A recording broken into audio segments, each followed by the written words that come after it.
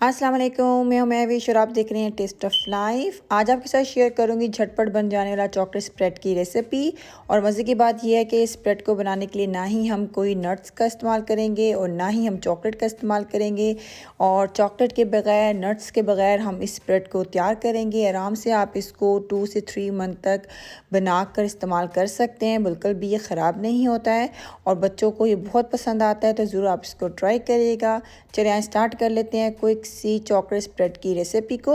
यहाँ पर देखिए हाफ कप में वाटर का इस्तेमाल कर रही हूँ। आप चाहें तो इसकी जगह पे दूध भी डाल सकते हैं। पानी का इस्तेमाल मैं इसलिए कर रही हूँ कि जो चॉकलेट स्प्रेड है ये लॉन्ग लास्टिंग हो जाएगा, 2 से 3 मंथ तक बिल्कुल भी ख़राब नहीं होगा। अगर आप थोड़ी अमाउंट में बना रहे हैं और जल्दी ख़त्म करना चाह रहे हैं तो आप इसकी जगह पर दूध भी बिल्कुल इस्तेमाल कर सकते हैं। और अब इसमें डाल देंगे हम 1 कप चीनी। आप चाहें तो चीनी को पाउडर की फॉर्म में कर लें और वो भी इस्तेमाल कर सकते हैं, लेकिन मैं साबित चीनी डाल रही हूँ। पानी को और चीनी को अच्छी तरह से मिक्स कर लेंगे। और आप देख सकते हैं पानी और चीनी मेरी जो है मिक्स हो चुकी है अच्छी तरह से। थोड़ी सी कसर बाकी है, लेकिन जब हम इसको बाकी चीज़ों के साथ मिक्स करेंगे तो ये चीनी हमारी मिक्स हो जाएगी। तो अब इसमें डाल देते हैं 1 कप ड्राई मिल्क पाउडर। आप चाहें तो ड्राई मिल्क पाउडर, चीनी और पानी एक साथ भी मिक्स कर सकते हैं।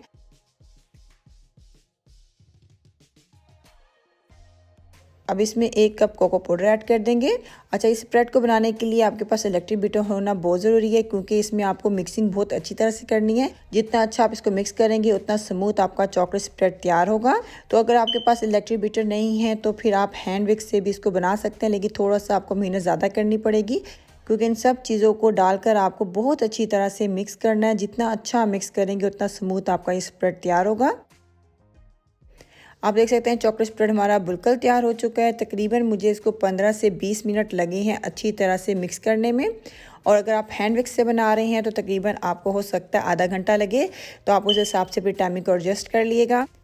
किसी भी एयरटाइट जार में आप इस स्प्रेड को डाल के फ्रिज में रख लें। 2 से 3 मंथ तक ये बिल्कुल ख़राब नहीं होता है। अगर आपने मिल्क का इस्तेमाल किया है तो फिर आप कोशिश करिएगा कि 1 मंथ के अंदर अंदर अपने स्प्रेड को ख़त्म कर लें, क्योंकि मिल्क उसमें डाला गया है तो वो ख़राब भी हो सकता है।